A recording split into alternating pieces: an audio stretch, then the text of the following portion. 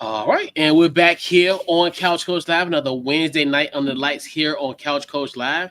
We got special guests in the building. What's going on, JB? What's up? Long time. It's It's been been a like, minute. yeah, long time. Super long time. Yeah. We here.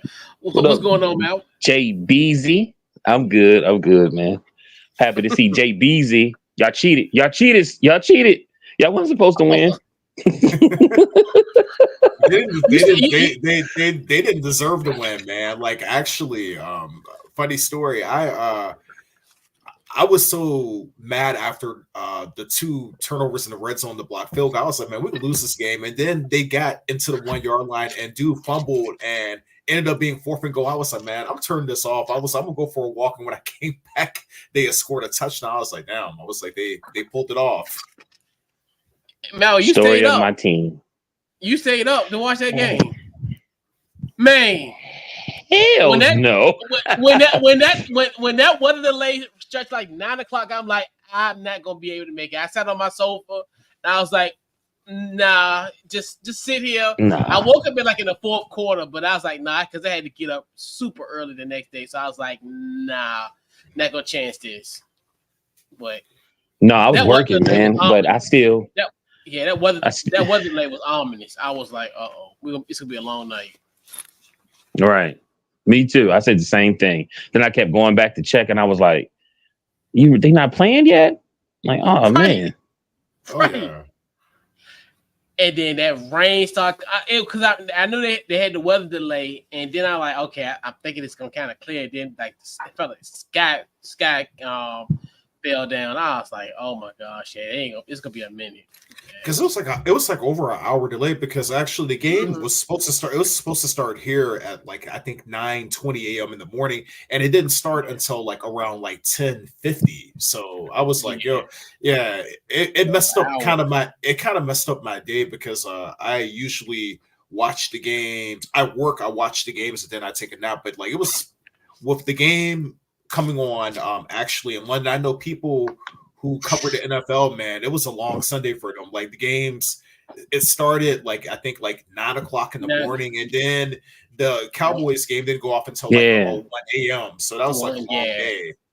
yeah, because it was an extremely long day. But yeah, man. So we got a great show lined up for you tonight. So we're gonna talk about we actually have a NFL coaching casualty and Robert Saleh. We'll talk about the firing of Robert Saleh. Upset like no other that we haven't seen in many of our lifetime. We'll talk about Vanderbilt beating Alabama. And then we have a new Woj in the building. We'll talk about Shams being named ESPN NBA Insider. We'll also talk about our game to watch this weekend. And and some other stuff as well and more. So what we're gonna do, we'll keep that intro, and we'll be right back here on Couch Coach Live.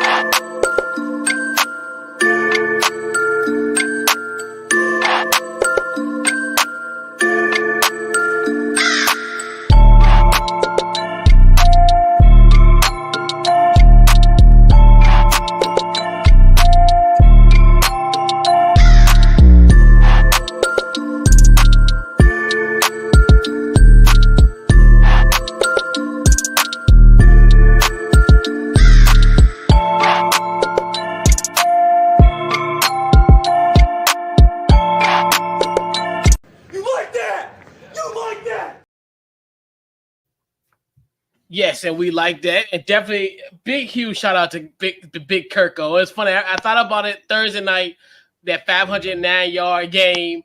I thought about, man, the intro, it just hits different. So shout out to Kirk Cousins on a Thursday night. So definitely a huge shout out to him doing that on Matt Ryan night. So as we fast forward, we definitely got to get into our first topic of the night. Gotta talk about Robert Saleh. As we all know, the now the former head coach of the New York Jets, was fired yesterday following a loss to the Minnesota Vikings in London. The Jets are currently 2-3, and during Saleh's tenure, he was 20-36 with the Jets. So I'm gonna go around the horn first. JB, what are your thoughts on Robert Saleh being let go? I mean, I think he obviously got a raw deal. I always have felt this way. I think that, especially in football, whatever the coach's specialty is, if that part of the football is not the problem, I don't think that you fire the coach. Robert Saleh is a defensive coach. The defense has really been carrying the team. So I was looking at the numbers. Last year, through 5 games, I believe the Jets scored 93 points with no Aaron Rodgers, because Aaron Rodgers got hurt in third or fourth play of the season last year. This year, through 5 games, 93 points. The issue is not the defense, it's the offense. The offense sucks. There's like no fluidity in it.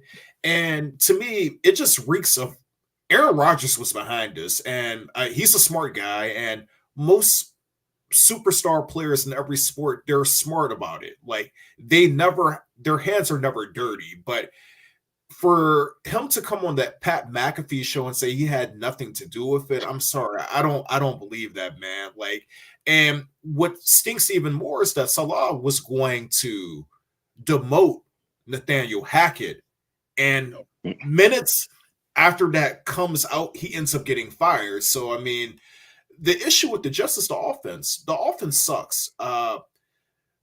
Let's just be honest. Nathaniel Hackett has been coaching in the NFL for years. He's only had 2 really good years as an offensive coordinator, and they were both under Aaron Rodgers. But really, can we say that he was responsible for, or was what's the Packers coach's name? I always forget his name. Matt LaFleur. Yeah, Matt LaFleur. Matt LaFleur is the offensive coach. So I mean, Matt LaFleur was probably in a lot of those offensive meetings during the week. So was it Hackett's offense, or was it more LaFleur's offense? So I mean, the issue is their offense has no imagination to it, man. Like, you want to know what their offense reminds me of? Their offense reminds me of Windows 95. It's Windows 95. Like, you need to update it. I mean, it's a joke. There's like no motion. There's no nothing. Garrett Wilson is super fast. He's a fast guy. Why is Garrett Wilson only averaging 8 yards per catch? Aaron Rodgers looks awful, and this move just reeks of desperation. Okay, here's another question. I that was answered from me yesterday. So we know that Gruden got fired he was asked to step down in 2021. The Raiders were 3-2. The Raiders were going to be a playoff team that year. Gruden would have never been asked to step down. When was the last time an NFL coach was fired during a season his team made the playoffs? Does anybody know? Because 1961. Football is not the sport where you want to fire your coach and the team's going to make the playoffs. It happens in other sports. It happens in baseball. We saw it happen with the Phillies a few years ago. We saw the Cavs fire David Blatt, and they won the championship that year. It happens in ice hockey where a coach will get fired and the team will make the finals or win the finals, but it does not happen in football. This was a movie. It reeked of desperation. Woody Johnson has proven time and time again that he is one of the worst owners in the NFL. He really is. And I'm not saying that Saleh was the best coach. I don't think he's that good of a coach, but I mean, he's a defensive coach. The defense was not the issue, it was the offense. The offense let them down over and over and over again. And Aaron Rodgers is tied to the hip with Nathaniel Hackett. I don't know if Nathaniel Hackett is blackmailing him, but it's not working. Nathaniel Hackett is the common denominator with the offense being lousy both years. For sure. Let's see. Maui, what you got? What's your thoughts? I agree with everything that JB says because there's so many different variables. I think Aaron Rodgers is behind it. The but the coach, I think the owner is desperate, and I think it's been like 25 years. He hasn't really done much, and I will say this. I think he's looking at this as an opportunity. Something has to be shaken up because they said, if I'm not mistaken, I seen something today. He had a meeting and said that it's very important that they win this Vikings game because he was upset about that Broncos game. Well, they lost. And I guess the coach in his own mind, like I knew once they got Aaron Rodgers that the coach was on a hot seat anyway. Because I'll go back to we did our NFL review when he got there.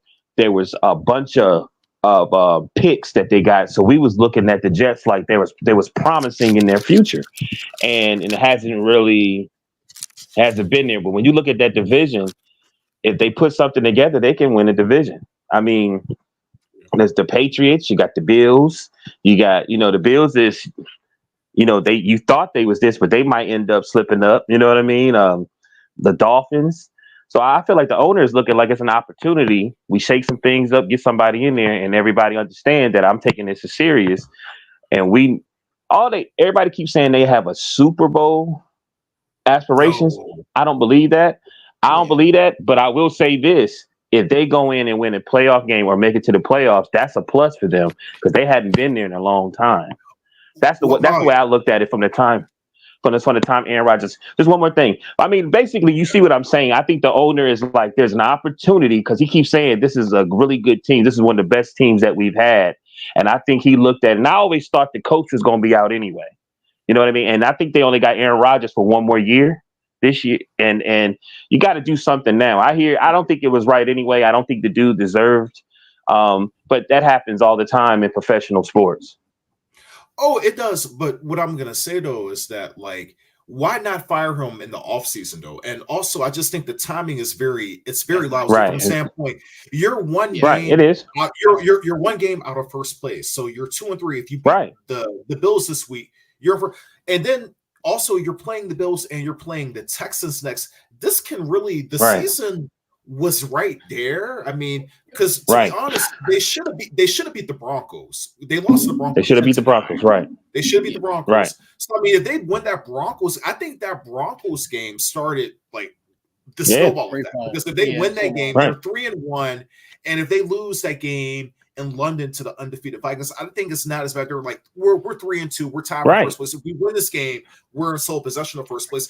Now, I think what ended up happening too, I think it's good that you mentioned them being in London this week. Woody Johnson was the ambassador to England. And I think what ended up happening, and I think Woody has a huge ego, I think what ended up happening is that he was in London, he's watching the games, he's rubbing elbows with the British elite, and he was embarrassed. I think he was embarrassed by their performance. Mm-hmm. I think that and here's the thing, they say hell no fury like a woman scorned.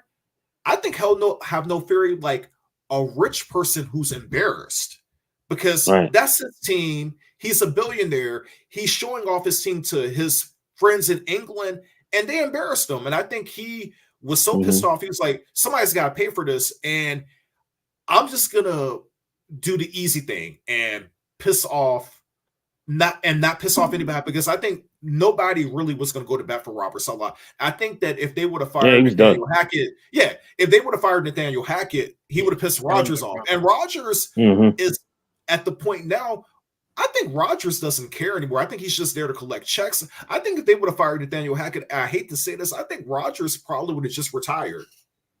Yeah. I could see him doing something like that. Yeah, I agree with both of you on, the firing of it. It's just one of those things where it just shows you, like, Robert Saleh lost that locker room in the first place, obviously, with Aaron Rodgers not coming to mandatory camp, him just doing what he got to do. I think that, and then obviously, I forgot, it was one of the primetime games they were in, and Robert Saleh was coming to greet Aaron Rodgers, and it's almost like his body, the body language off. It's almost like he didn't accept Robert Saleh's embrace. But like I said, I do think he did get a raw deal, and the timing of it is very odd, considering the fact, like, the season is in grass. It's not over. Like, the season is not over. I can understand if this was a situation where they was 1-4 or 0-5, yes, you need to just clear house. But to me, I think, like you said, you have a good position. Monday night. You had a Monday night football game, especially if you look at just defensively, you're a top 5 defensive team in this league. So now, okay, what's the point of kind of doing this? Because I think when the coach is Jeff Ulrich, I think it's going to be the interim head coach. So it's like, what is he going to essentially do? And like you said, the problem wasn't the defense. Defense has been great. It's Aaron Rodgers.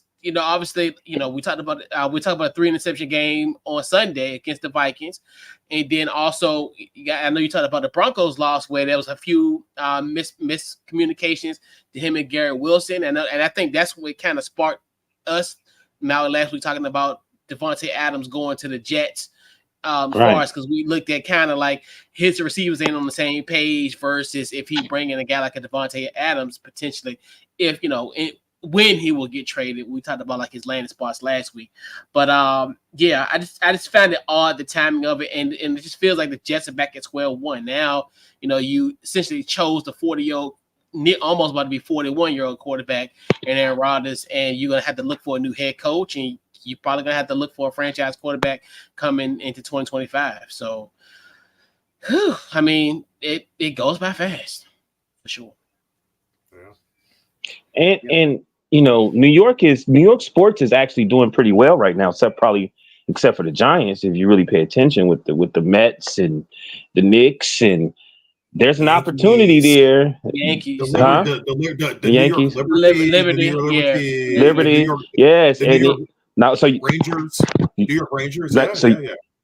So the New York sports is doing well, and there is an opportunity there, because to me, it's not just the Jets too. Like, even though the Chiefs are winning, they still haven't looked as impressive. I think last game they did to a point, but it's a lot of teams that haven't looked as dominant. You know what I mean, in the league. So I'm not. Man, sometimes to be a billionaire, you got to make those decisions. You know what I'm saying? And I knew from the time Aaron Rodgers got there that this guy was gone, because I think he liked coaching those young players. Yeah, and it's almost to JB's point where, yes, I understand, like, as far as the strength is the defense. You got rid of your strength. Your weakness is Aaron Rodgers in the offense. That's the problem. It's like you got a messed up roof, but you're replacing the floors. Like, no, you need to replace the roof first to make sure that you need to fix that offense. And that's gonna be it. And to me, that just shows me a move where it's like it doesn't make any sense at this point in the season, because you're still in it. I can understand, like we talked about a few weeks down the road, maybe like in November when it's all maybe done with potentially for them, but not when you're one game out of first place. And we talked, and I don't know if Malvo or JB, you talked about it, the state of the AFC East, where you look at Tua trying to come back and salvage it in the next 2 weeks.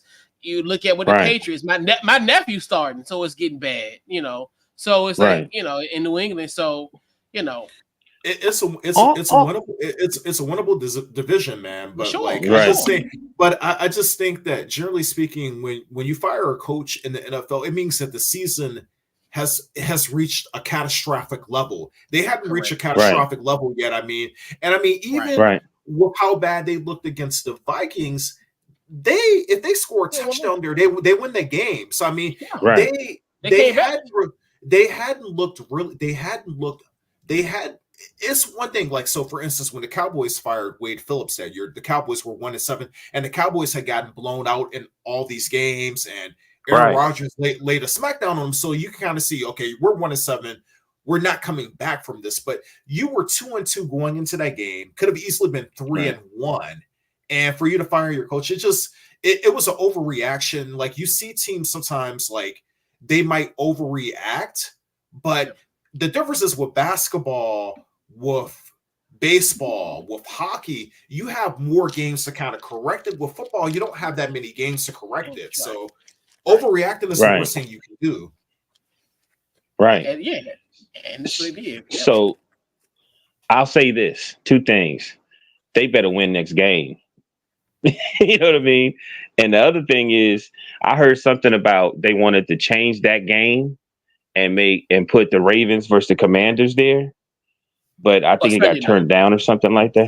Sunday night. Yeah, right. The Bengals and the Giants play on Sunday night. Yeah. Okay, I thought it was the Jets and the what's the name or something like that. But bottom line is, would y'all look at it? Would y'all look at it differently if they win? Because something is telling me, and I don't want to say it either, that Rodgers might have sabotaged some of them, still stings for something like this to happen. I mean, it's a possibility. I mean, I wouldn't be surprised. I know my quarterback did it. I know my quarterback did it. I can see them responding back and winning that game on Monday, but I don't necessarily think it's going to really kind of move the needle in a sense, because I still think if Aaron Rodgers still continue to struggle, and then you lose a guy that engineered your top 5 defense, and then defense gets worse, it's like, I don't know. It's the Jets. And Maui, piggybacking off of what you said earlier, I think that the issue is that I think that there were unrealistic expectations of that team. I think that team is not as good as they made it out to be. And I mean, I even heard Woody Johnson mention, he was like, "Oh, this is the best team we've ever had." And I'm like, are they better than are they better than the 2009 and the 2010 team that made the AFC Championship? Because I understand that they didn't have a elite quarterback, but I mean, those Rex Ryan teams were good teams. They were just missing a quarterback. Right. So I'm just saying, I think a lot of times coaches end up getting fired when there's a lot, like when teams don't diagnose themselves correctly about what they are, and they don't have an accurate value of what they are. And I also think the older I get, I think a lot of times Woody Johnson also maybe fired him because one, he was mad, one, he thinks that they're a Super Bowl contender, but I also think that part of it is to placate the media and for you to placate the fan base. I think that's the worst thing you can do, because fans are crazy. Like, let's just be honest, it comes from fanatic. We've kind of made the term into like this endearing term in the West, but fan comes from fanatic. Fanatic means that you're crazy. And I think that a lot of the fan base did not like Salah. They thought that Salah was the reason why the team was being held back. But I mean, I think that if you look at the game, if you look at the team objectively, the thing that's been holding the team back the last few years has been just their offense. Their offense stinks. It sucks. Right. And it's to your point where I think, like you said, in years prior, when you had the I call it the carousel of Zach Wilson, Mike White, Joe Flacco, when they were almost on the verge of making the playoffs in 2022, then you look at fast forward, you bring in the Aaron Rodgers, then even with him being injured in the first game, you bring in like a Zach, and then Zach Wilson comes in and they was able to win 7 games. Now you think, okay, we got a healthy Aaron Rodgers who was ahead of schedule, and then like also in those years you did add in like a Garrett Wilson. Then now you bring in a guy like a Mike Williams, who we thought was going to be, it was going to help as well there as too. So, I mean, yeah, I don't necessarily think they were the best team that the Jets have ever had, but like I think, like you said, that the expectation came from what you had as far as a decent quarterback play in previous years. Now you have a bona fide guy in Aaron Rodgers, even though he's in the twilight of his career. I think that's where, I don't know if we thought this before, but as far as we got to stop, these 40-year-old quarterbacks, they're not like Tom Brady now. Like we got, we start to get to a point where I think we're going to start, we kind of overvaluing some of those guys as well too. So, but yeah, the Jets, he's not a Tom Brady 40. He's coming off a serious injury too. And he's coming off a serious injury too. So I mean, we don't have a lot of data of like 39, 40-year-old quarterbacks coming off of Achilles tear and them playing well, because it doesn't happen. So, never, right? Especially a major injury of this nature. And that's one thing too, where, and it was weird, like as far as, and then you think of how he healed very quickly, because he was, not on the field, but as far as in warm-ups and stuff in December, like, November, December. And it was like, okay, this is, because I didn't think it was going to be the end, but yeah. But bottom line is, Robert should have seen this coming, because once they got Aaron Rodgers, we all knew it was ending for him. So Oh, I think he did. I think he kind of had an idea was coming, and Yeah. I mean, Right. I don't think he's a good coach, but I do think Yeah. he's a very good coordinator, and he'll get a job. But like Aaron Rodgers is like Aaron Rodgers. Oh yeah, we talk all the We time. We're love it. good I love friends. him. Well, Yeah. no. I'll be honest with you. He might like him as a human, but he didn't respect him as a head coach. And Head coach.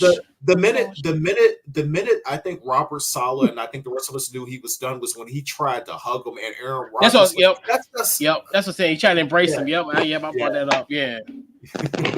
Yeah. Yeah. Once. Yeah. Because I was just like, why he ain't going for the hug? I'm like, that was strange. Yeah. And then they say I don't know if this is true. Allegedly, they had to escort him out of the building. Oh, security. Yeah. That's. Oh what yeah. They didn't let him say security. goodbye. They didn't let him say goodbye to the players. It's a Yeah. dog. It's a dog eat dog Yeah. world. Yeah. Hey, Robert, we're gonna maybe you didn't hear me. We'll ship you the stuff. We just Right. Pretty much. Yeah. Maybe you didn't hear me when I said this game. We need to win this game coming up. How you gonna embarrass me in front of the ambassadors? That's wild. It is wild, but I was just like, damn, they had to escort him out. What did they think he was? That's real disrespect. What they thought he was gonna do, man? Like, Yeah. that's crazy. Like, oh, I can't pack up or nothing. Like, I can't say bye. Right. So we're gonna go to our next topic, and I'm gonna start with a video. It's always prophetic. Like, I think some of these things happen, and just life just manifests. It just takes on. So this is a video from 2017 that kind of manifested to present day. So we'll play that momentarily. When you come to our house, we show you how to play some SEC ball. It don't matter where you're from. You're gonna know what ball we play. Alabama, you're next.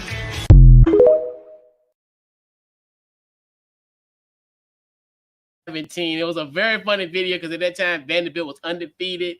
He pretty much, this guy was talking trash about Alabama because Alabama was coming up on their schedule. And then Jalen Hurts at the time was the quarterback at the time. I know that the media asked him a question about it. He's like, well, theoretically, they are next on our schedule. And of course, Alabama at the time beat them 56-0 in that matchup. But the tide has turned, pun intended. So Vanderbilt beats Alabama by a final score of 40-35. Alabama was number one ranked in the country following their win against Georgia the previous week. Vandy led 23-7 with four minutes in the second quarter. Diego Pavia had a great game. He's pretty much I think in this game he had 2 touchdowns. So this series dates back to 1903. So this is a history lesson. So the last time that Vanderbilt beat Alabama at Alabama was on September 29th, 1984. The last time that Vanderbilt beat Alabama at Vanderbilt in Nashville was on October 11th, 1969. And this was a upset of a lifetime. JB, your thoughts on the biggest upset in college football this week?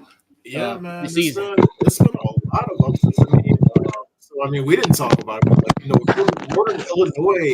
Northern Illinois going to South Bend. Yeah. Week 2 was, that was disrespectful. They were like, "Oh yeah, we'll give you $1 million. Come to South Bend and play us." And they took the money and they beat them. But man, I was really impressed with Vanderbilt, man.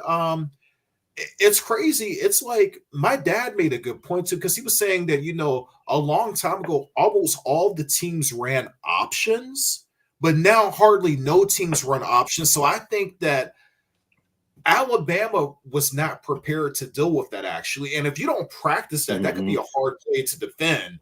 I just think that in order for you to beat Alabama, because they have so much speed, you have to have a quarterback that's going to be able to throw the ball vertically, like down the field and get chunk plays. And Diego Pava, he did his thing, man. He ran the ball good and he threw the ball good. And I was just impressed too, because, I kept thinking, all right, Alabama is going to end up doing something to basically get this game. There's going to be some kind of turnover. And it never happened. Every time Alabama scored and you thought the game was getting, Vanderbilt would come back down, march the ball down the field, and they would score. Yep. So they kept on responding, and they kept on.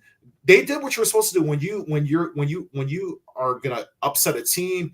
You have to be able to match their scores, and they were able to get chunk plays and get first downs in the fourth quarter, because when you're up by so much in the fourth quarter, it becomes more of a thing. Okay, I need to get this many first downs to win the game, and they kept on getting first down after first down. It was really impressive, man. Now, part of me believes that if Alabama played them again, Alabama would beat them and probably beat them pretty handily. I think Alabama came out a bit cocky after they beat Georgia, and I think that they did the worst thing you could do. I think the worst thing you can do is kind of, after a big game, come out flat and underestimate your opponent. And, the longer Vanderbilt stayed in the game, they started to believe, and once they got that confidence, it was over.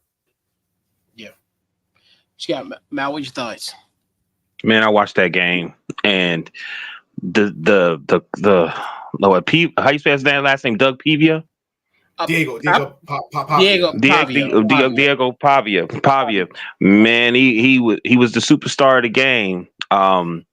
He was all over the place, and it just seemed like they were really prepared for this game. It was so clean, and they had enough plays where they knew exactly what they needed to do, from the screens, from the options, from throwing the ball down the field. And like you said, chunk plays. They outgained Vandy outgained Alabama 418 to 394.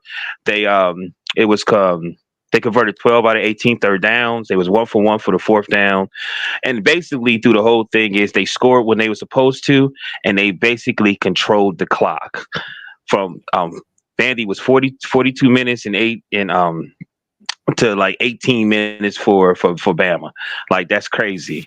Like, they just did their thing, man. It was really exciting. It was going back and forth. Alabama tried to come back, but with everything and how college sports is changing, like, the coaches it's really important to make sure they have their players prepared. You know what I mean? To say, okay, we had this big game. We can't overlook the next opponent. You know what I mean? Because, JB, I think you're right. I think they came in there a little not as motivated as they should be. And by the time they really start putting it together, it was too late. Yeah, and I think, and it's following, especially a high charge game like Georgia, and because when you think about, a lot of people most people would think like Vandy is like your bad weekend sense, that's almost kind of has been a sentiment for Vandy, for at least this generation, from what I'm aware of, But anyway, this was an interesting game because I was kind of doing like a split because I was watching a little SC and Ole Miss, and then I was like, okay, I was like, should I be paying attention? I like, okay, they got a double-digit lead. I'm like, all right, Alabama, like you said, Alabama's gonna come back, some type of miracle play. It almost kind of remind me like like as far as I thought it was gonna be like an Auburn like kind of comeback last year, where it was like Jalen Milroe's gonna do something, and then it's gonna be that they're gonna win this football game. They'll make a way, but they didn't. And you said like Vandy, they didn't.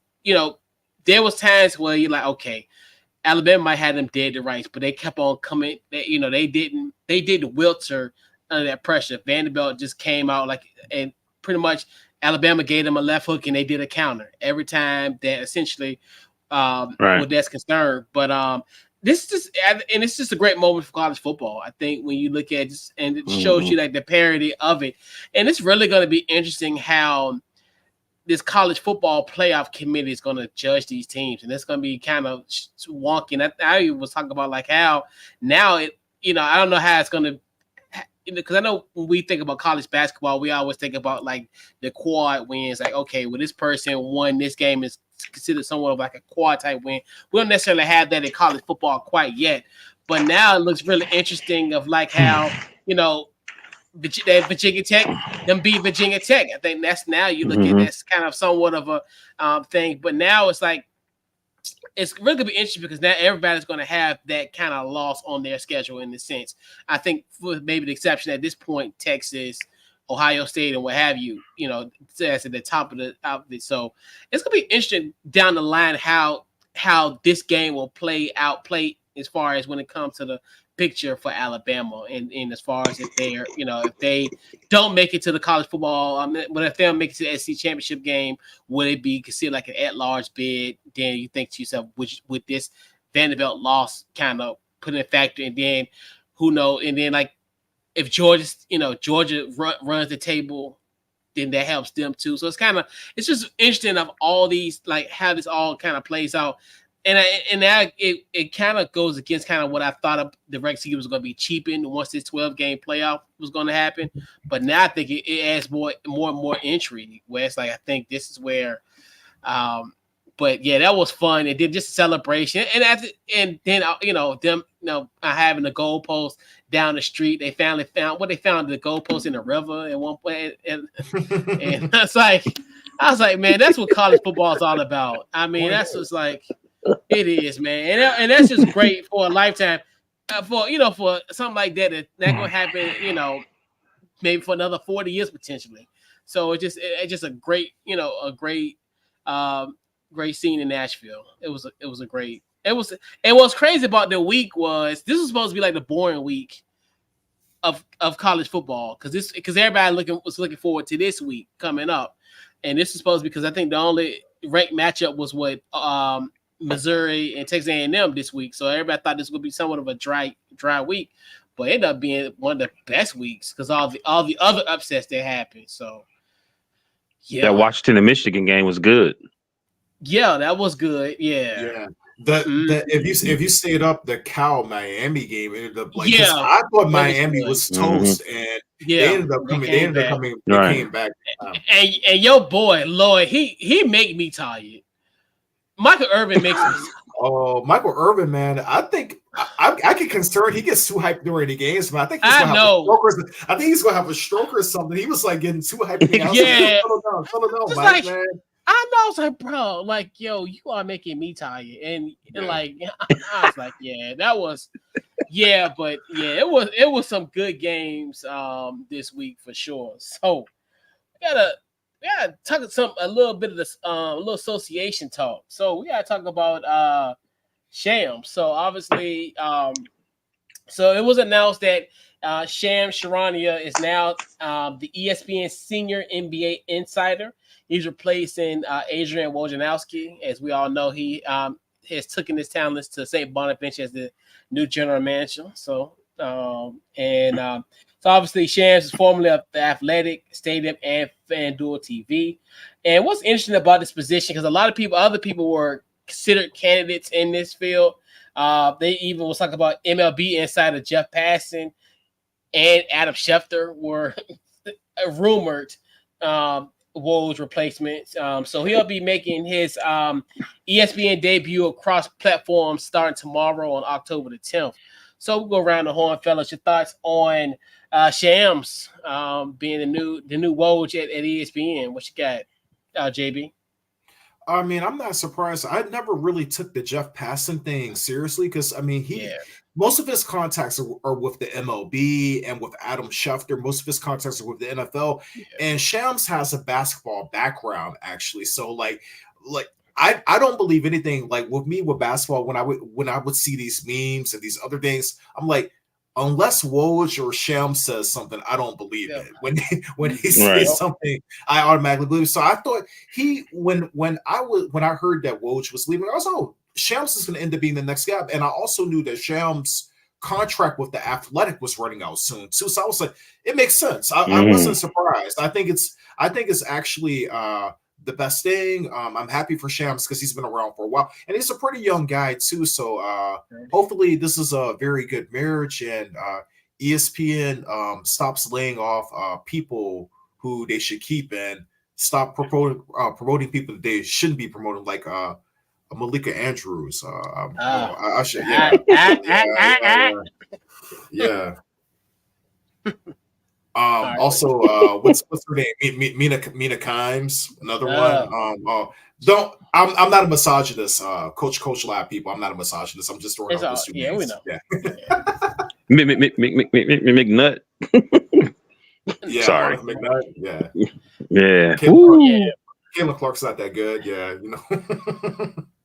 Yeah, what you got, Mallory? What you got? Same thing. Like once he was from FanDuel. I saw that, and then over the years, you've seen his name pop up, and you hear Woj, and it was like a thing where they were going back and forth. I think they put marketed and promoted it good, so his name can get big, and Woj can make his way out. Oh, then they said it was Pat McAfee's boy too, so I was like, okay, that's perfect. I don't have anything negative. Like I learned more information really from you guys, or you JB saying that he was a basketball background. So that's really all we want. Like if I love wrestling, I don't want somebody who just is good at being an insider. I want somebody who understands professional wrestling to be an insider. You know what I mean? So shout out to Shams. But it seemed like a lot of people I saw watch today, they respect him and they happy it's him, but they also want to let people know Woj is my guy. I kept hearing that a lot today. You know what I mean? To let people know Woj would always be number one to me. You know what I mean? So shout out to him. Congratulations. Yeah, I wasn't surprised either. I thought Amazon was gonna probably throw some money at him. I thought that was maybe the next one. NBC, NBC, ABC, tomato, because I think they all gonna be together. But anyway. Yeah, and I know, like I said, and as far as and I agree with you for the Jeff Passan stuff, because this job requires you to have NBA connects, and you have to have a Rolodex NBA connection. And I knew the Adam Schefter thing wouldn't work because, I mean, he's gonna do both because you're not gonna replace him for your NFL coverage, and so yeah, and this one thing too, because I knew this was gonna that they had to salvage their NBA coverage because I was, we talked about some names got laid off. A guy that I really, it was like I couldn't believe they laid him off was Jig Lowe. What's his first name? What was his first name? Is Lowe. Zach Lowe. Zach Lowe, yeah, Zach Lowe, yeah. So I was like, okay, so you lose Woj and you lose Zach Lowe, and you're like, who's gonna be your NBA coverage? So but now bringing in a guy like a Shams, just like Woj, he'll fit in that, and that it's the seamless transition. It's like and like you said, he's the trusted source. Between him and at the time was Woj. Whereas like if it was anything NBA related, I only take their, I only get that. I don't do like those parody accounts, NBA Centel, and all that silly stuff that's on the internet now, where people, you can be verified, anybody can be verified. So of course, you don't want to run with some of their sources, but you can have somebody like Shams. Yeah, I definitely I love the move, and like I said, he's 30. He's been covering basketball since like 2012 or 13, because I remember when he used to cover the Bulls back in like 2012. Like he was a teenager, matter of fact. I think he was covering the Bulls back in like 2012. So he's been around. He's been around about 13, 14 years because he just turned 30 in April. So definitely gonna be interesting how, as far as how he'll be on like television, as far as, because I know he's on like FanDuel television. You see it from time to time. He'll be like on Kay Adams show from time to time. So just interesting how he'll mesh with the other NBA, him being on NBA Today, as you mentioned, JB, the greatest host that'll throw out your criminal record in New York Minute. But yeah, so good move, smart move by ESPN, because I was getting a little worried about the NBA coverage this upcoming season, and I'm still trying to figure out what they're gonna do as far as a writer perspective. I know that's concerned, but yeah. Hey man, it's a lot of new stuff. It's like everybody, all these new things, new people getting in these positions, man. It's a new day. Oh, for sure. Now, now I'm thinking maybe, because I know at one time I was thinking maybe Chris Haynes would jump, because I think he's now a free agent, so I don't think he's not with TNT anymore. So he'll probably go somewhere like Amazon or or NBC. Netflix. Yeah. Well, yeah. That'd be next. Yeah. But yeah. Yep. So, fellas, we got going. We got look forward to these games this weekend. A lot of great stuff going on in the world of sports, not just football, WNBA. All we got Major League Baseball. We got so much going on this week. So go around the horn, fellas. JB, what's your game to watch this weekend? So my game to watch this weekend, there are a few. I think one game that I'm really interested in seeing. I'm interested in watching the Commanders and the Ravens. I mean, the Ravens have won 3 games in a row. The Commanders have won 4 games in a row. So something's got to give. And I'm just looking because I think the Commanders' offense is good. My biggest concern with the Commanders is their defense. Their defense has not really been tested, and I think that their defense is going to be tested this week. So, yeah, in the NFL, I would definitely say, yeah, the Commanders and the Ravens is a game to look at. And I think another game to look at this week with college football, I think we're going to discuss this later, but the game I'm looking at is actually there are 2 games of college football I'm looking at this week. I'm looking at that USC Penn State game, because Penn State is going to California. They're going to go to Pasadena. And the other game I'm looking at is the Texas versus Oklahoma game, because I'm interested about, are Texas going to play Manning this week, or are they going to go back to Quinn Ewers? I think that's going to be an interesting decision. I think it's Quinn. I think it's Quinn. Yeah. And that's what I heard been hearing. Yeah. Well, and I know we're going to talk about that later, but I have some thoughts on that game, because I think I was very surprised when I looked at the line of the game.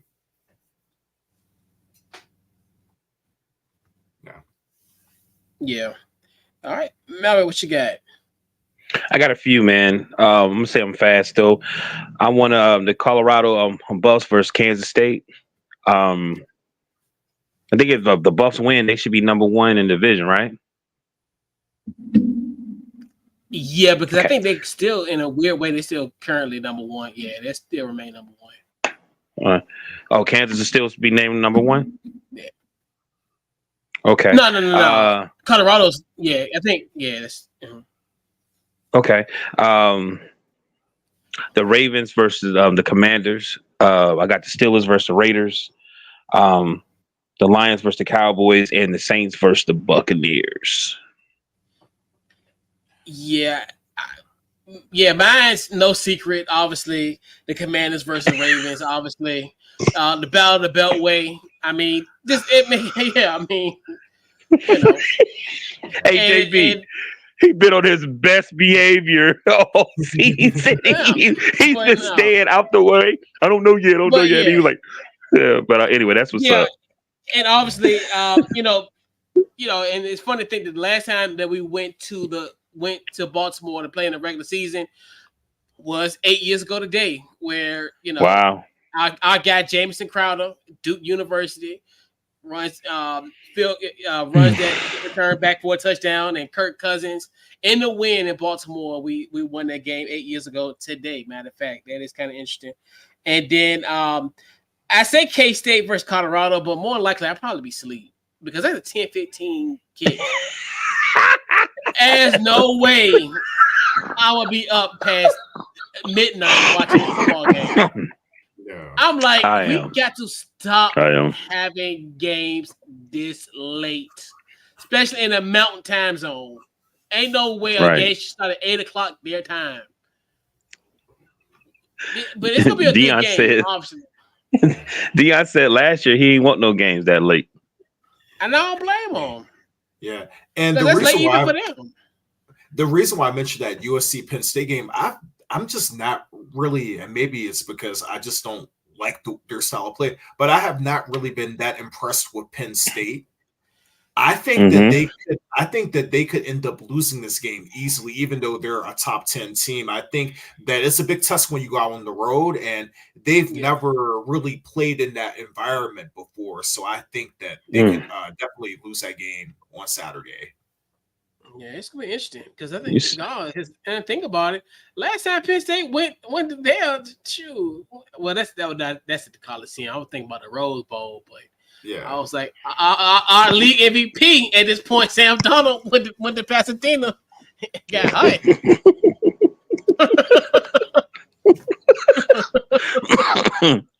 But yeah, that's as far as that. I kind of low key do want to. That's right. I got it because we got to get another 9 o'clock game. So 9 a.m. game on Sunday. The Bears and the Jaguars. Yeah, so I'm like, I don't think I'm gonna be up that late to watch Colorado and K-State. I don't know. I am. I'm gonna be up. I gotta sit up. Hey man, I have to take advantage anytime that I got free time. I gotta sit up. I can't sit on the sofa for this one. I gotta sit in the chair. I gotta sit in the chair. Man, I think last year Doug Peterson might get fired. The Jaguars. Because what they wanted for. It might be back to back weeks, right? London about to be the kiss of death. London about to be the kiss of death. Right. Yeah, because they won. Right. If they lose, they 1-5, and could you? The Bears. Yeah. Tony Khan and his dad, man, they might do some AEW stuff. Like they might get one of the wrestlers to put Doug Peterson through a table and say you're fired. I'm like, I was like, as long if you want to get rid of me. Don't do me like USC did Lane Kiffin. Don't fire me before I get on the bus. Like let me go to my office. Let me get my stuff and then let me go. Don't fire me on the bus because I'm gonna get home. I'm like Ed Ogeron. Like if you fire me, tell me what time you want me to leave and what door you want me to go through, brother. Right. Facts, right. Yeah. Or Doug, go back home and mingle with a co-ed like the former coach. Well, coach, yeah. Go and visit your grandkids, and go to a bar, and be hugged up with a 20-year-old co-ed. Hey, wasn't that like an Applebee's or something? Oh my bad. Actually, it was his bar, wasn't it, or something like that? Because he didn't own like a bar, something like that in Columbus. I don't know his own bar. Something. Yeah, he owns a bar. Yeah, that was his spot. He's a man. He's the owner of that joint. This is mandatory. Come here. He's about to give her the Joe Namath, Susan Colbert exchange. I want to kiss you. Yeah. Hey, you did. Yeah. Hey, you did sign that NDA, didn't you? Yeah, I don't care about the Jets struggling. All right, so we got to go into our NFL picks this week. So let's see. Yep. All right, so we got our first game. We got the Red River Shootout. Texas, number 1 Texas versus Oklahoma. JB, what you got? So for me, this game is very interesting because I looked at the line, and if I'm not mistaken, I believe Texas they're 18.5 point favorites, I believe. Wow. Let me just double check. Wow. Yeah. Well, no, they're not 18.5. They're 14.5 point favorites, which I think is too high. Yeah. And they're playing that game in Oklahoma too, and that's a rivalry game. I think Texas will win, but here's the thing, though. I like yours. I think yours is going to be one of the top picks in the draft. But I think Texas just showed a new dynamic to their offense with Manning. Like, did he get all the athleticism in the family? He can run. He like his granddaddy. Yeah, his granddaddy used to run. Yeah, he got all the athleticism in the family. Like it definitely skipped a generation. That's all I have to say. But they have some stuff that they can do with Manny that they can't do with yours. I think Texas will win this game, but I think that it's not going to be a blowout like Vegas has it. So yeah, and that's strange because these games are always close. So that's kind of odd that they would have that It's pretty much a 2 touchdown. That's odd. Yeah. All right, Maui, what you got? Because of JB, what he just said, I did have Texas, but I'm going Oklahoma. I've been watching these games lately, and I think I'm gonna go that route because it seems like it always has to be some type of upset. I'm gonna go Oklahoma. Oklahoma. Mm. Hook 'em horns. I got the Longhorns on this one. So, we got we got Ohio State traveling to Oregon. Number 2 versus number 3. Who you got, JP? Man, this is a tough one, man. This could be a preview of the national championship game or the national semifinal. And Oregon usually plays Ohio State good. I'm going Oregon here. I'm going with the Ducks. Quack quack. Oh man, I wanted to go, or I'm going Ohio State. I'm going Ohio State. Yeah. Where Lou Holtz said? Where Lou Holtz said? Ryan Day and Ohio State isn't a physical football team. But give me Oregon. Give me the fighting Joey Harrisons. Give me Oregon. All right. We got Ole Miss traveling to La Baton Rouge to play LSU. JB, who you got? Whew, this is a tough one, man. These conference road games can, because we saw what happened last week with Tennessee and Arkansas. Yes. Man. I'm going LSU here, man. I have to go LSU here, man. I think that them being at home, I think if Mississippi was at home, I would go Mississippi, but I'm going LSU. I'm going LSU here, and I think it's gonna be a close game. I think it's a pick 'em, but I'm leaning LSU because they have the home field advantage. Yeah. All right, what you got, Maui? Ole Miss. Ole Miss. Okay. Oh yeah, shout out to Ole Miss. Shout out to our Springer brethren, Juice Wells. Shout out to Juice. But give me LSU. Give me the fighting Jay Daniels. All right. So we got to shift our focus to the NFL. We got the 49ers versus Seahawks on a Thursday night game. Who you got, JB? This is a tough one.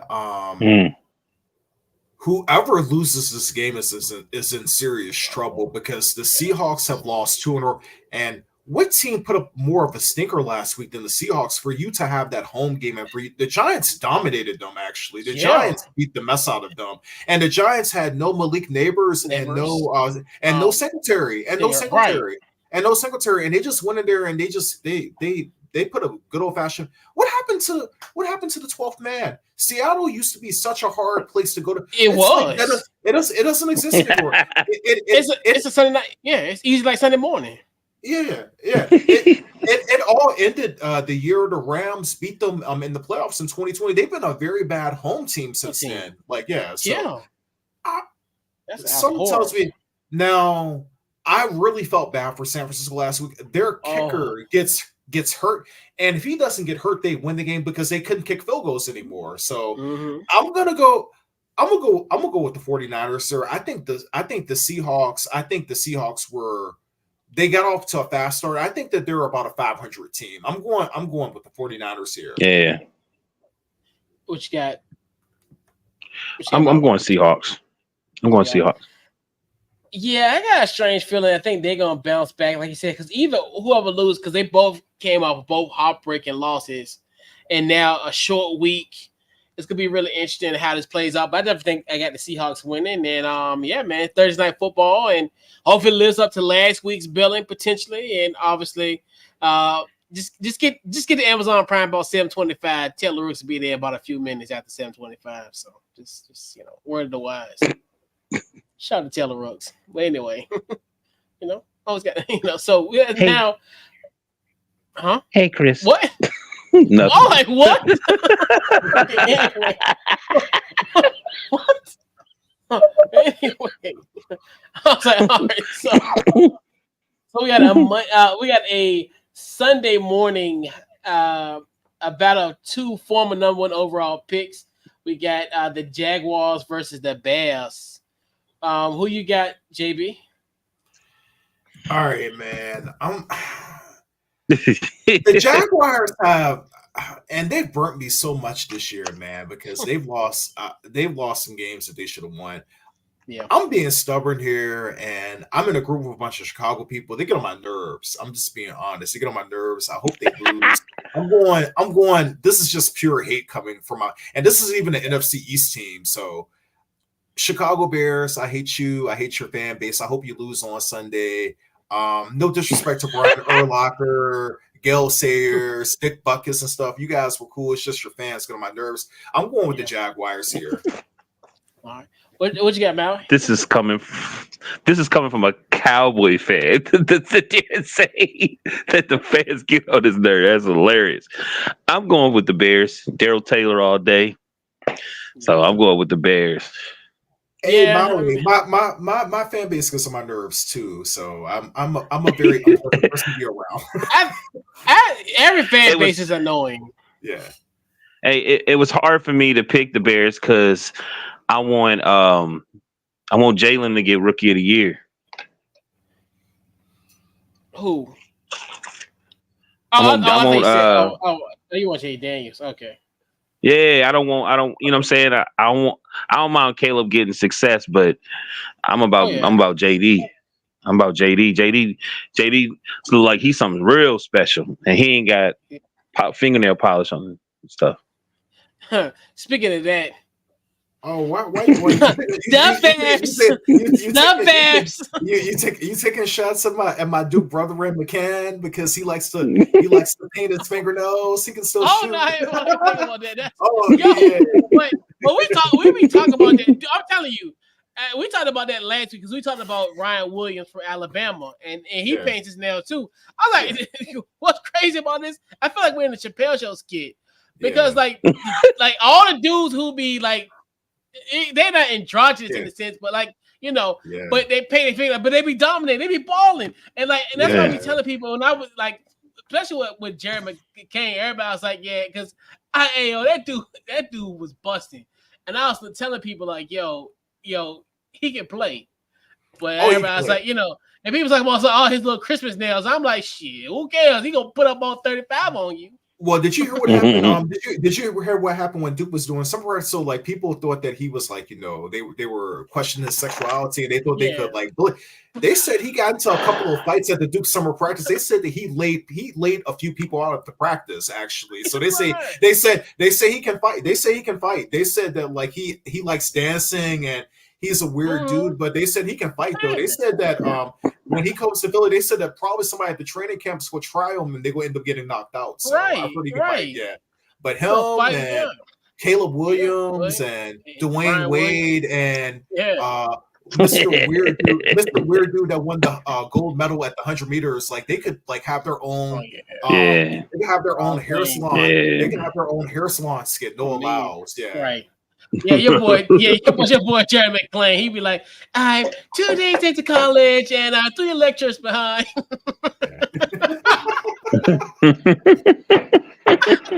Yo, because I showed my uncle today. He was like, man, what the fuck? He was like, man, don't show me this no more. Give me the Bears.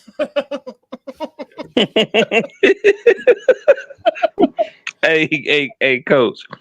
Yeah. Didn't we go to Chicago's airport together?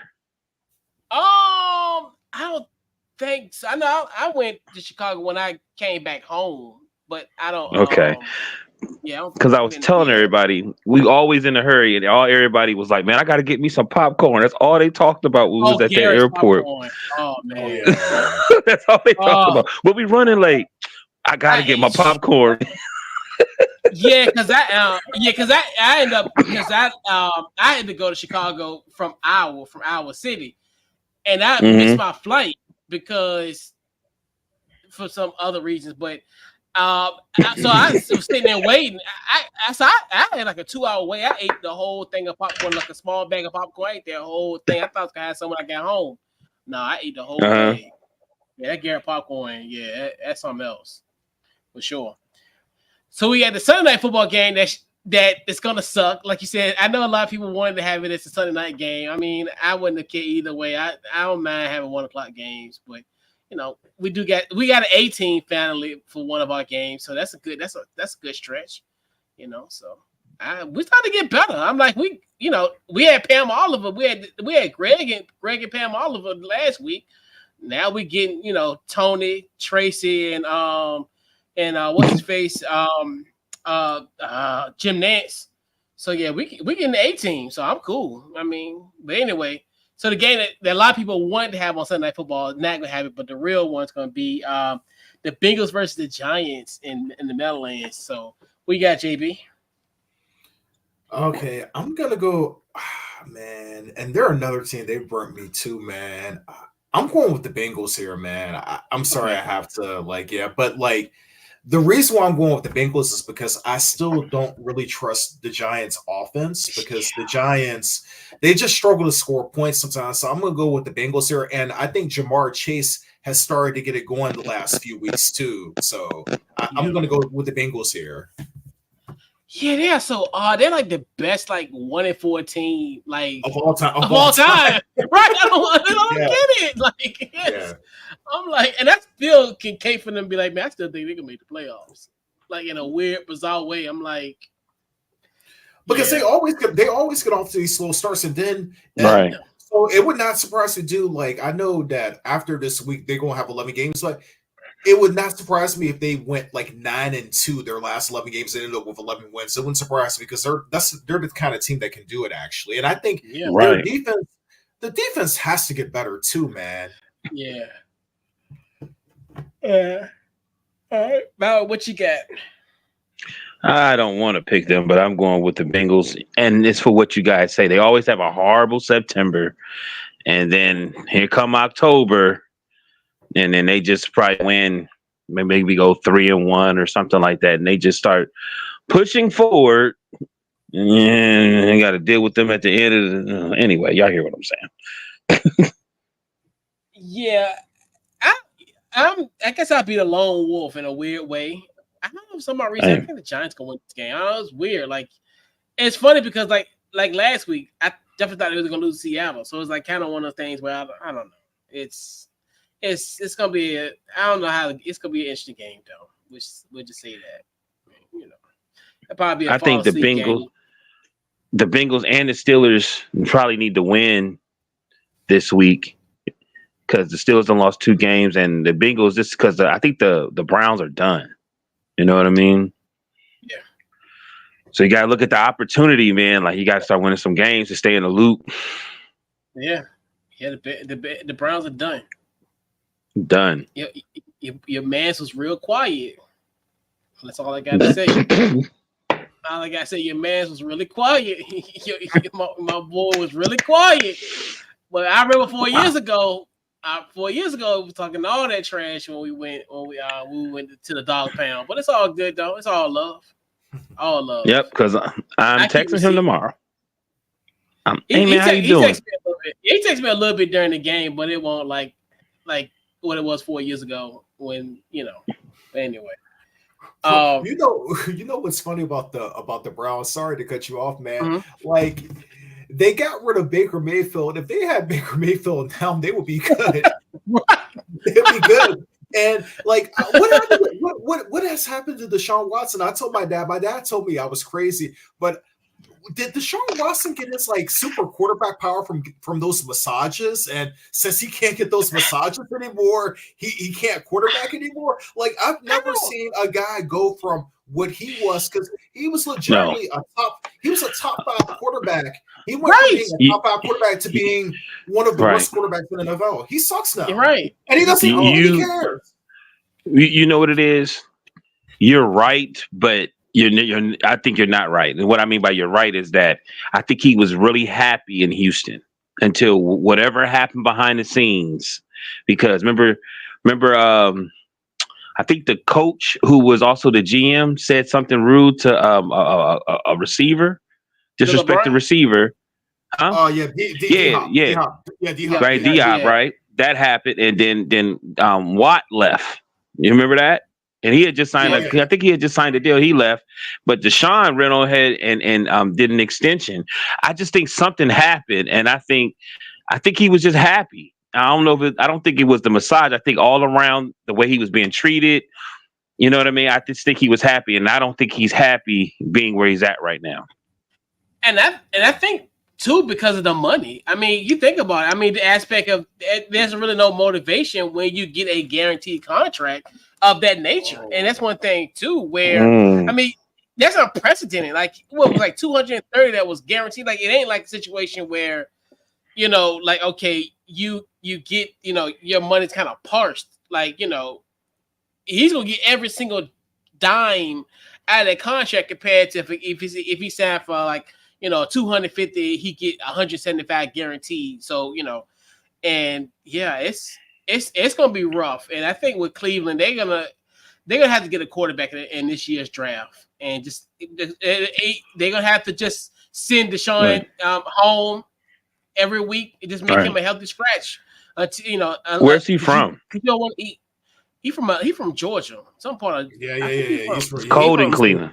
It's cold in Cleveland, B. It's cold in Cleveland. No, I mean, yeah, that's true. But that's true. But not everybody. But it's like he got suspended and then he came back. He came back in 2022. He looked bad He looked bad for those 5 games. He looked bad. Yeah. When last year, then he looked good the last game before he had to have the surgery. Right. And he looks like he doesn't give a shit. He looks like he's just content with getting his check and like and he's like he probably is checking his Bank of America balance to see how his stocks are doing during the game. Yeah, because there's no motivation with it because if he's between him and Kirk, like only what. Well, I don't think all his money guaranteed at this point. I know one of his contracts were. The Atlanta one's not, but yeah, I mean, especially in this modern era, I mean, if you're gonna get guaranteed money and you get all of it, regardless of your play, I mean, that does, I think, play a factor in it. And it's weird because he had flashes, like you said, even in that 2022 year, when he played us on New Year's Day of last year, 2003. He looked good. He almost kind of got back to his somewhat old days. And then from there, he regressed because I think even going into the 2023 season, we were like, okay, we seen that in week 17. Okay, that's going to carry over to the following season. But like you said, he was up like back and forth. And then even in that Baltimore game, he played great in that Baltimore game right before, and at that time, Baltimore was rolling. And he, then he has an injury. And now you think all this we thought was going to be a continuum, of him going forward. But now he's done. They got to get a quarterback. I mean, and he did well against us. He did well against us too, where he took the ball I think he made a touchdown and he threw it against one of the signs. Like he was balling. I just think. I think he thought he was going. I think he went to a team and he thought it was going to be brand new and blah blah blah. But it's not even the real Browns organization. It's a different organization that they're saying they still got this culture, but the people who was with that they with the Ravens, they're not. You know what I mean? That's not it. And it just seemed like that organization has issues. They got a good team. They can say whatever. They got a decent team. They should be doing better. It's not happening. And it's the same thing. It's like even when Baker was there, every time they get a quarterback, there's always promise there, but it's just they can't get over a hump. But Baker won a playoff game. To his credit. Won a playoff and that's the thing. Right. And they pulled the trigger on him. And I think with Baker, I think the Baker situation just showed, like, and I've told people this, like, I think that when you're hurt, and the same thing happened with Trevor Lawrence, when you're hurt, the worst thing you can do is play because you're actually doing yourself more harm than good. And I think with the Baker situation, like what I was telling my dad, what happened with the Baker situation is that he's playing bad. He's clearly hurt. You could tell that he was compromised. Right. And but then you have Right. all these commercials that are on TV, and you're playing bad, and you have all these commercials that are on TV, and then people are like, Right. "Oh, this guy sucks. Why does he have all these commercials?" And it's like, it's not true. He's hurt. Like same thing with Trevor Lawrence last year. He had all these like lower leg injuries. He had a shoulder injury, and the Jaguars fell apart. And people are saying he sucks. And I'm like, no, he doesn't suck. I mean, now this year he's not playing well, but he shouldn't have been playing in those games. They should have had a backup quarterback, and they should have brought him back for the playoffs. But he played, and then they don't make the playoffs, and it just looks bad. When you try to play and you're compromised. But yeah, but this Deshaun Watson thing, it's gonna affect, I think, the quarterback as far as signing these quarterbacks to long-term deals. It's gonna especially in the new CBA. I definitely think there's gonna be some changes with that, because a lot of these, I know these teams don't want to be strapped like Cleveland was. Yeah, because they're gonna pretty much gonna have to sit him next year while they develop a quarterback. They're back at square one, which is bizarre. But all right, so we gotta go to our game ball. Who gets this week game ball for you, JB? What you got? Oh yeah, I'm gonna do a little hockey because the hockey season started. Shout out to the Utah Hockey Club. They went from Arizona to Utah and they won their first game. They won their first game last night. So shout out to them. I think me and Jared are gonna do a hockey preview sooner or later, but I think that they have a chance to make the playoffs this year. So shout out to the Utah Hockey Club on winning their first game, and I wish them a successful first season in Utah, but change your name to like the Utah Stag or the Yeti or something like that. Get rid of the hockey club. We don't need. Yeah, man. And $2 bottled waters, $3 chips. I mean $3 nachos, $3 hot dogs. We talked about them last week. Yeah, but those concession stand prices, legendary. Right. You can feed the family for less than $20, and we like that. Mallory, what you got? Man, I really didn't have one, but I'm gonna give it to Vanderbilt for beating Alabama. That was a real good game. I was really excited. Yeah, man. Shout out to the Commodores, the fighting Skip Baylesses. Hey, actually, I do got one. I don't know the actors. This is me freestyling. I'm giving game ball to the guy on the Aaron Hernandez show, the guy who's playing Bill Belichick. Flawless. Flawless. But yeah, I gotta give my game ball this week to Pat Riley. Definitely. Shout out to him. He's entering his 30th year with the Miami Heat. The court at Kaseya Center, the home of the Miami Heat, the court will be named after him, so it'll be Pat Riley Court. And he'll be named to that actually 2 weeks from tonight for the Miami Heat season opener versus the Orlando Magic on the 23rd. His 30 years with the Miami Heat, 3 championships and 7 NBA Finals appearances, and obviously one of those he coached for the 2006 championship as well. Then the 2 with LeBron and them. So yeah, the only man, and the only shout out to Pat Riley, man. Hey, the only person that can take LeBron James cookies away from him. But hey, wild times. Right. But yeah, powerful guy. So we'll put a ball on tonight's show, guys. We'll go around the horn. Final thoughts and social media plugs. I'm gonna go to you first, JB. What you got? Yeah, man, it was nice doing the show again. It's been a super long time. Social media, you can find me on Instagram, Jamie B Foodie. YouTube, check your reels. I send you reels from time to time. I know you guys maybe don't check them that much. Yeah, right. I send both of you guys reels. I send both of you guys reels. Okay, okay. Get on that. I check them from time to time, but not as much as I should. I know you do. I know you do. Yeah. The coach. Yeah. But fellas, I got to run now. It was nice chatting with y'all. All right, people. All right. Yeah, man. Social media for me, Deshaun Morgan, Facebook, DT Morgan 78, Instagram. Good show, man. It's good seeing JB. iconic to the Couch Coach Live show. All right. Yeah, man. So pretty much social media, Facebook, Twitter, Instagram on the Couch Coach Live. Anything else going on? So just be on the lookout for Couch Coach Live on Instagram, also on the Twitter page as well. So we'll be posting more content from Mondays, 8:10 Men's and Women's Media Day. So we'll have that. YouTube, I'll try to have all the videos up at YouTube by the end of the week. So just stay tuned on social media. Yeah, definitely some good interviews coming down the pike, and yeah, we got a lot. I know I posted a few the last 2 days, but we got some more coming. So prepare for the flood. So yeah. All right. So yeah, this wraps up this week's Couch Coach Live, man, and we'll catch you guys next week. And we're out. You're welcome.